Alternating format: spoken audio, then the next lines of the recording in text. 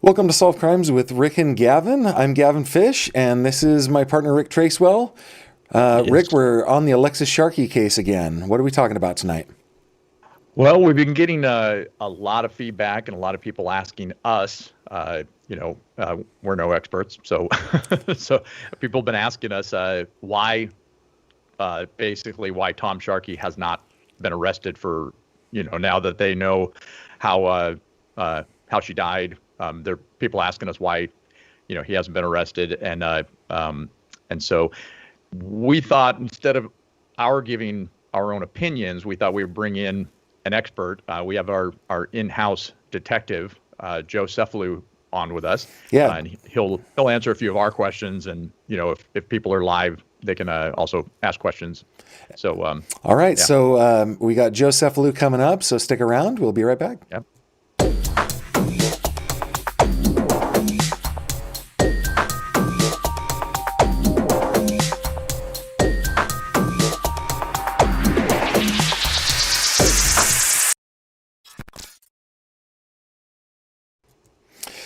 Joe, welcome back to Solve Crimes. Thanks for joining us tonight. Hey guys, thanks for having me. Hey, Joe. Yeah. So How's it going? one of the questions that we keep seeing all over the internet, and we've even seen comments on our channel, I can't wait until that Tom Sharkey is arrested, and why isn't Tom arrested already? And It's obvious the husband did it. those sorts of things. So we're eager to hear your input on maybe the process behind the Actual scenes. police procedure. Right.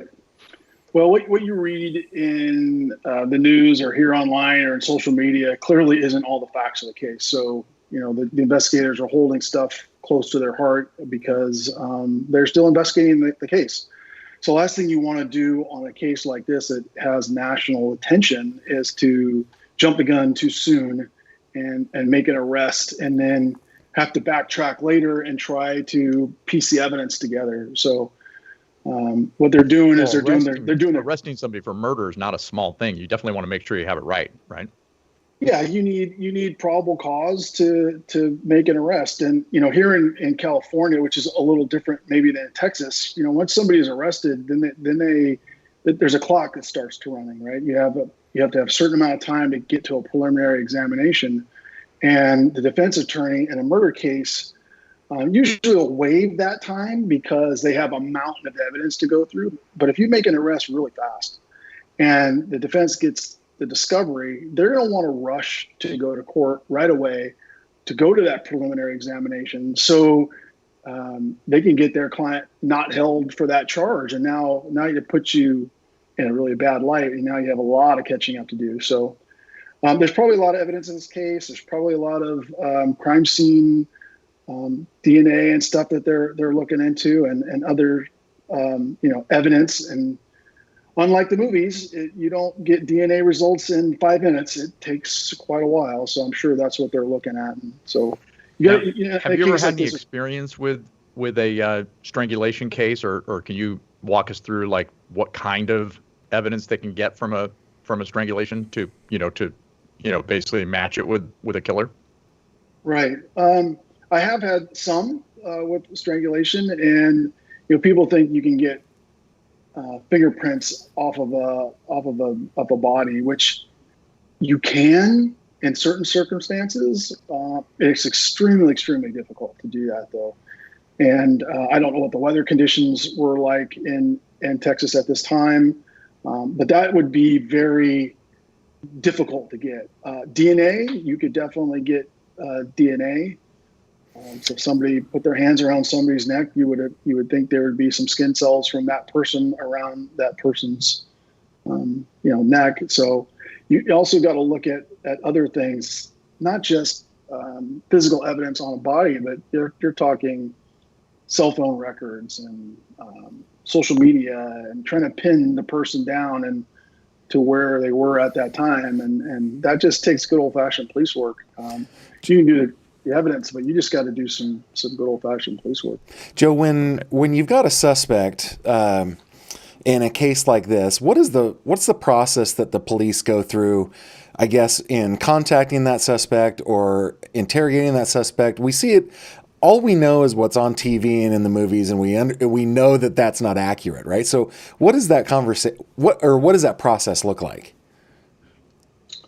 There's a lot of things that go into even wanting to contact the person, right? So you have to have your homework done, and you have to know the answers to the questions that you're going to ask before you even ask them. Otherwise, it does you no good.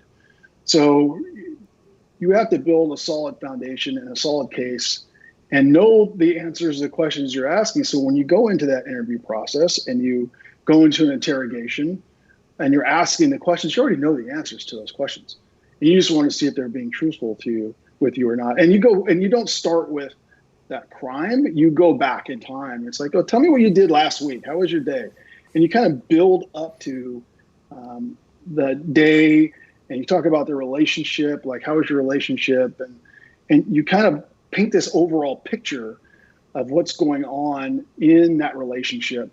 And then from there, you start focusing on the details of what you know is true. And then you start painting them into a corner to the point where if you know they're lying, then you have a solid case that when you do take it to the district attorney, you could say, hey, here's what he said, and here's what we know based on fact, based on where his cell phone was pinging, based on the GPS in his vehicle, based on all these factors. And then they're really painting them into a corner. Well, I'm assuming too that they're probably, this day and age, the route maybe between where they lived and where her body was found, they're probably having to subpoena, I would assume, like security cameras off buildings and things like that. That takes a lot of time, right?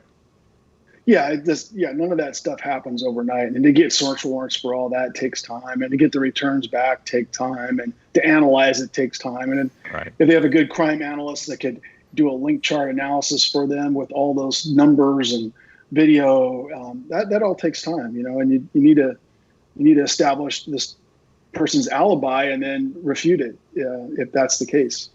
Right. What about one of the frustrations that has been expressed online with this particular case is how long it took to get the autopsy report back. Can you kind of walk us through what that process is and why it takes so long to get that information? And then the other thing is they've announced that police have announced that there's going to be no further documentation released until the case is closed. Maybe we can talk a little bit about that as well. Yeah, the only thing they released was the cause of death, right? Yes, cause of death and manner of death. Homicide by strangulation. I'll tell you what, in my experience, the day that she was found, depending on what day of the week it was, she probably went to the coroner and was posted the next day. And I guarantee you they knew the manner of death within the first 24 hours. But releasing it to the media is different. I don't know how long it took in this case, but I guarantee you those detectives knew the manner of death within the first 24 hours of this case. Well, was it almost 2 months, right, Gavin? Yeah. Almost 2 months. I'm surprised they even released that to the media. They were probably being pressured to release that information. I wouldn't have, we never released manner and cause of death like that, especially in a high-profile homicide. And why is that? Because you have people that want to be copycats, right? They want the fame, they want the notoriety. So you'd be surprised how many people will come forward and say, "Oh, I did it, and I strangled this young lady." Now you have to divert your resources into proving that that wasn't true, and you're taking away from the real crux of the case and the true focus if they have it narrowed. Because you can't have tunnel vision in a case like this. You can't say so-and-so did it and then try to work your evidence around that. You have to have a very broad view and come into this with an open mind that maybe it wasn't this person. Maybe it was 2 or 3 other people. And the evidence has to speak to who it is. It can't be the other way around. That's where a lot of agencies and a lot of people get in trouble, is that you focus on one person and then you tailor your evidence around that one person. That is absolutely the wrong way to work a homicide investigation. Right. But as far as not releasing information, yeah, there's no way in an active case like this they should be releasing any further information because it's too valuable. Like I said, when you're going to go question somebody and you're going to go question the suspect, whoever that person may be, you don't want those details out in the media. There's only two people who are going to know what those details are. That's the investigator and his team and the person who committed the crime. That's it. So right. If it gets out in the media, now all these other people know little details here and there. And you guys know that from investigating your other cold cases. You know from your other cases that you can get a phone call and, oh, I here's some information. Well, that's all. I already searched that online. I found it. So that's what you want to avoid in a high profile case like this. Right. Joe, what does it mean, or maybe just offer me your opinion on this? For some reason, it seems like women get dumped naked. Like in this case, ALEXIS Sharkey was described as looking like she just came out of the bath, like she was completely clean. I'm assuming that at least some of the time when these women are murdered, that it's not always done when they are naked, right? So why would a criminal remove the clothing from their victim before they, and I'm not saying that happened specifically in this case, but why does that tend to happen? Why would they do that?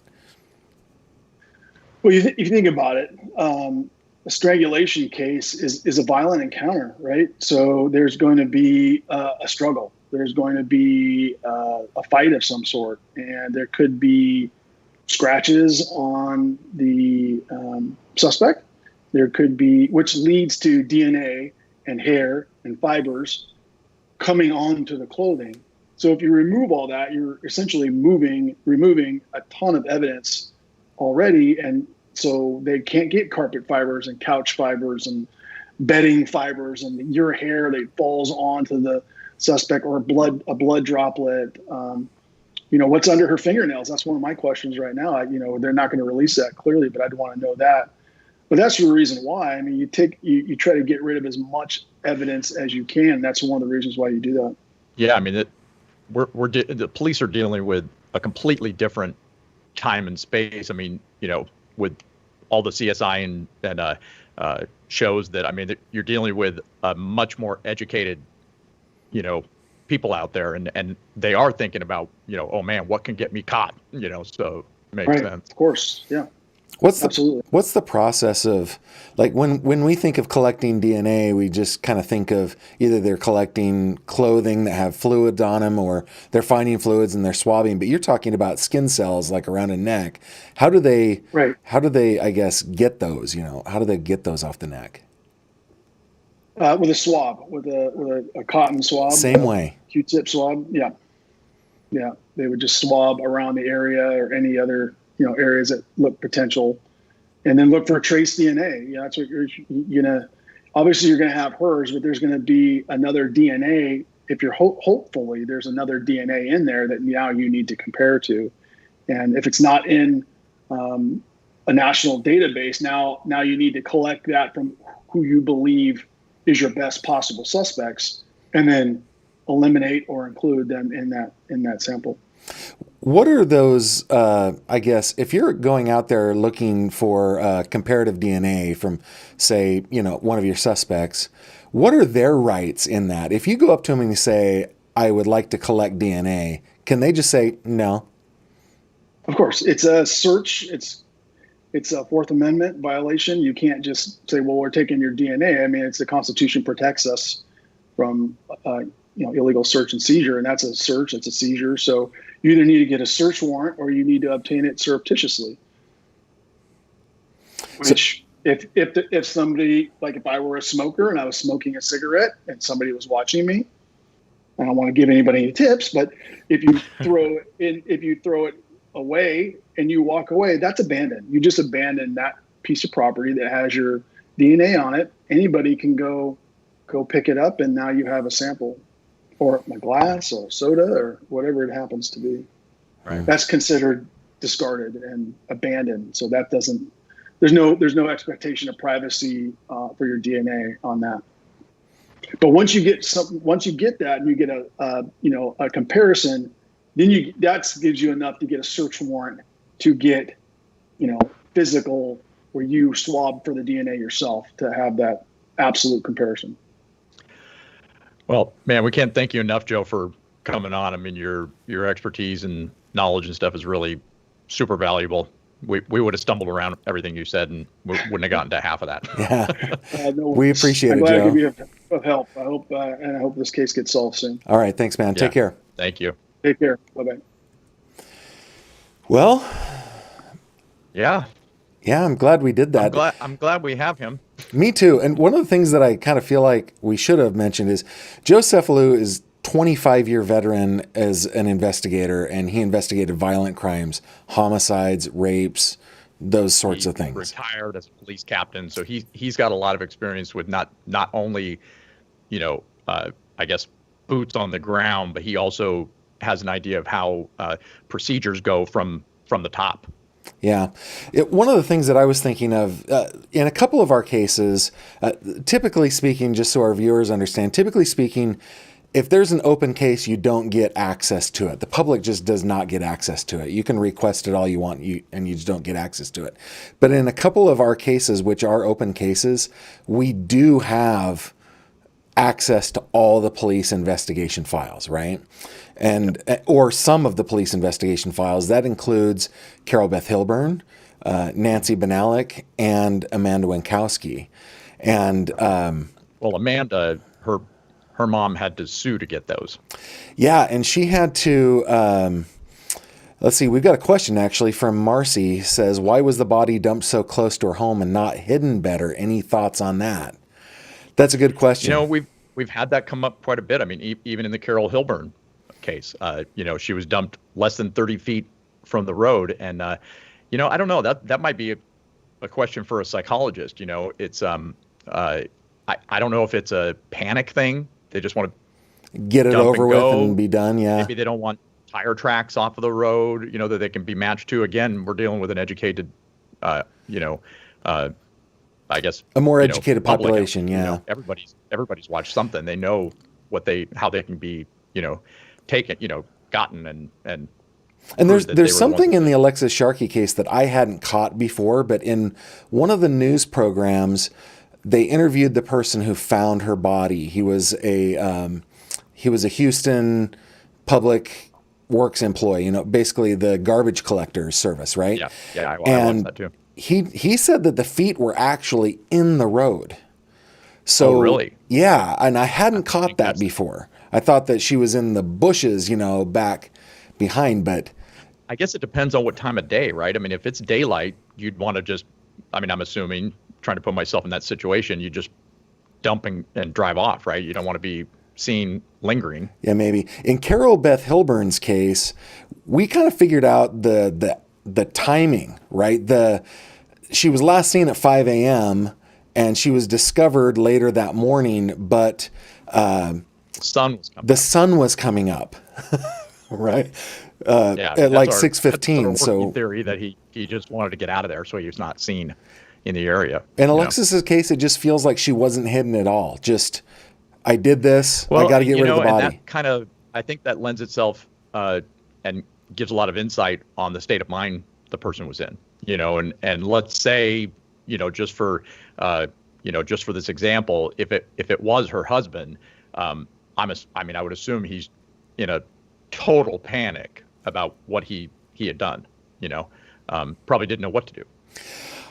That reminded me of a conversation that you and I had earlier with a certain former district attorney, talking about when she drives long distance and there are woods that she's passing through, or she's going through the desert. She wonders how many bodies are out there, because people who are used to killing, people who are serial killers, they are smart about it. They don't panic. They are cool. The ones that plan, yeah. Yeah, and these, players. Strangulation, and this kind of a situation, that emotions take over. It's not a situation where somebody planned the entire thing and had it all worked out. Otherwise she wouldn't have been dumped on the road. Yeah. I was going to say, though, getting back to the Amanda Winkowski case where we have all these files, her mom, basically the police didn't close the case and they were protecting those files. And they slipped up and said, no, it's a closed case. So she was able to sue and get them. The amount of work that the police had put into gathering a case, Rick, you know this, it was like 1,800 pages. It was a little bit under pages. Crazy.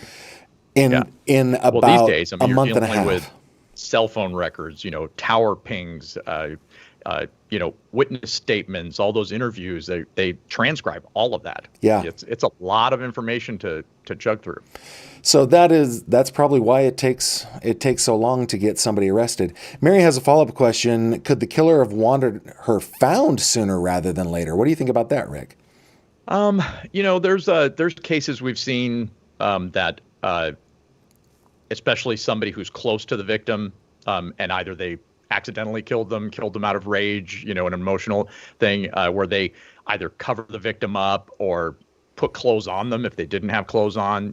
There's a lot of stuff like that we've seen. It's like they feel some sense of guilt absolutely. over it. Right. So that could be part of it. Could be possible.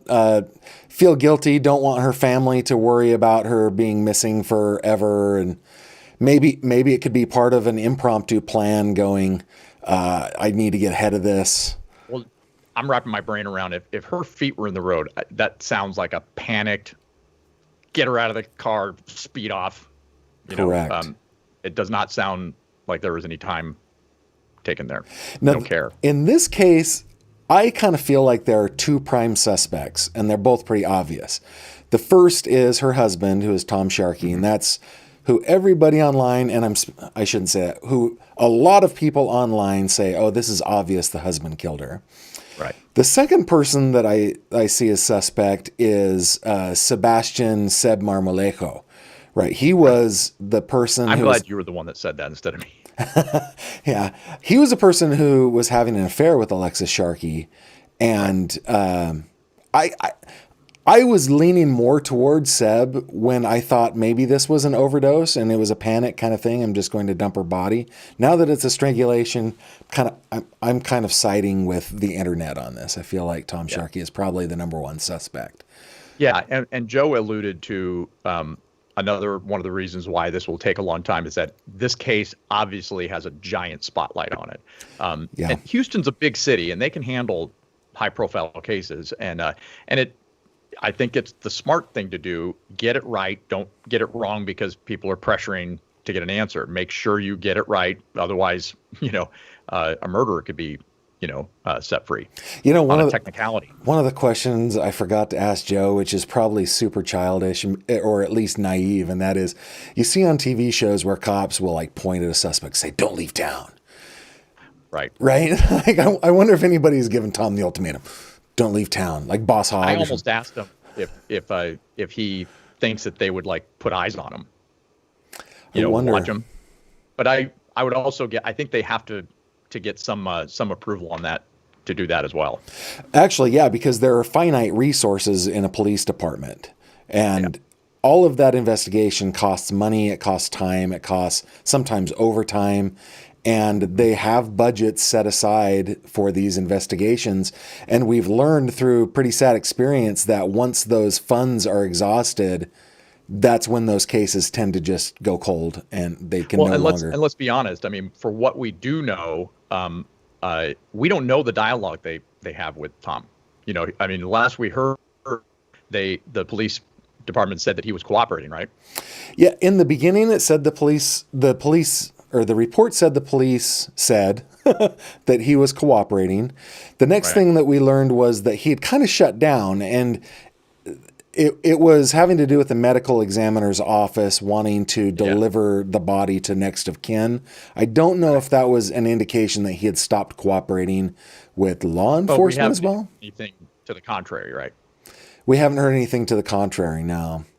So we don't know, he may have a dialogue with them, where he's agreed to not leave town, or, we don't know if he's retained an attorney and the attorney is negotiating with the police. We don't know any of that. Yeah, there's a lot of unknowns. And I think if Joe Cefalu is right, which I have every confidence that he is, we're not going to hear about any of that until an arrest is made.